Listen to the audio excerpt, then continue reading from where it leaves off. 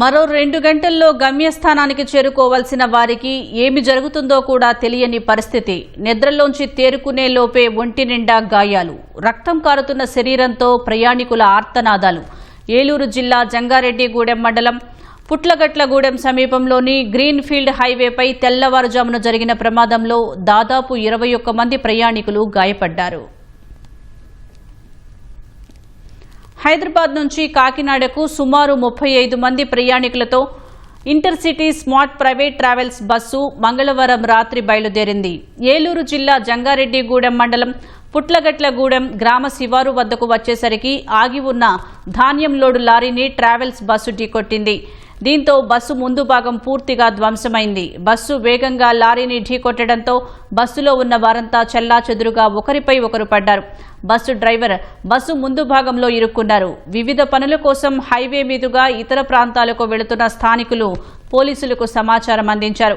ఘటనాస్థలికి చేరుకున్న పోలీసులు సహాయక చర్యలు చేపట్టారు.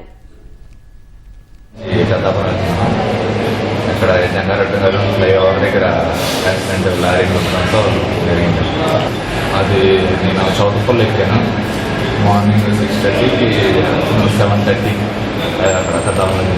నేను నైట్ 1 గంటకి వెళ్ళాను. 50 మెంబర్స్ ఉండొచ్చు. ఏమో ఎవరో ఏం చెప్పట్లేదు. ఓన్లీ లారీ ఉండేది. లారీ అర్థన్నాదో మరి ఆగున్న లారీ అర్థం కాదు. బ్యాక్ సైడ్ నుంచి ఇదే కుదిరినట్టు. హైదరాబాద్ నుంచి కొబ్బరిపల్లి వైపు కాకినాడ మేము పడుకుని ఉన్నాము. ఒకేసారి బస్సు అలా గట్టిగా షార్ట్ కొట్టిందంటే అంబులెన్స్లో తీసుకొచ్చారు. మా బాబు చెయ్యకాలు ఇరిగిపోయింది. ముగ్గురు, మా హస్బెండ్, మా బాబు. నడుము అసలు లేగట్లేదు. మొత్తం ఫుల్ ఉందండి బస్సు. బస్సు క్యాబిన్లో చిక్కుకున్న డ్రైవర్ను ఎంతో కష్టం మీద పోలీసులు బయటకు తీశారు. గాయపడిన క్షతగాత్రులను జంగారెడ్డిగూడెం ప్రాంతీయ ఆసుపత్రికి తరలించారు. ఈ ప్రమాదంలో 6గురికి తీవ్ర గాయాలు కాగా మిగిలిన వారికి స్వల్ప గాయాలైనట్లు ఆసుపత్రి సూపరింటెండెంట్ తెలిపారు. ప్రమాదంపై పోలీసులు కేసు నమోదు చేసి దర్యాప్తు చేపట్టారు.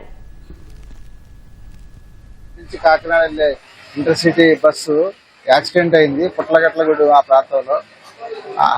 ప్రాంతంలో ఆగి ఉన్న లారీని కుట్టడం వల్ల యాక్సిడెంట్ అయ్యి మన హాస్పిటల్కి 21 మంది పేషెంట్లు వచ్చారు. 21 మందిలో 6గురు మేజర్ ఇంజరీస్ అంటే లెగ్ ఫ్రాక్చర్స్, హ్యాండ్ ఫ్రాక్చర్స్. వాళ్ళంతా ఇక్కడ ఆర్థోపెడిషన్ లేరని చెప్పి వాళ్ళు వెంటనే బయట హాస్పిటల్స్ వాళ్ళ సొంత అరేంజ్మెంట్స్తో వెళ్ళిపోయారు. మిగతా 13 మంది ఉన్నారు. 13 మందికి చికిత్స చేసాము. వాళ్ళంతా బాగానే ఉన్నారు. వాళ్ళలో కొంతమంది కాకినాడ రాజమండ్రి కూడా వెళ్ళిపోయారు కొంతమంది. ఇప్పుడు ప్రజెంట్ ఒక 10 మంది వరకు ఉన్నారు. వాళ్ళంతా స్టేబుల్ గానే ఉన్నారు. కింద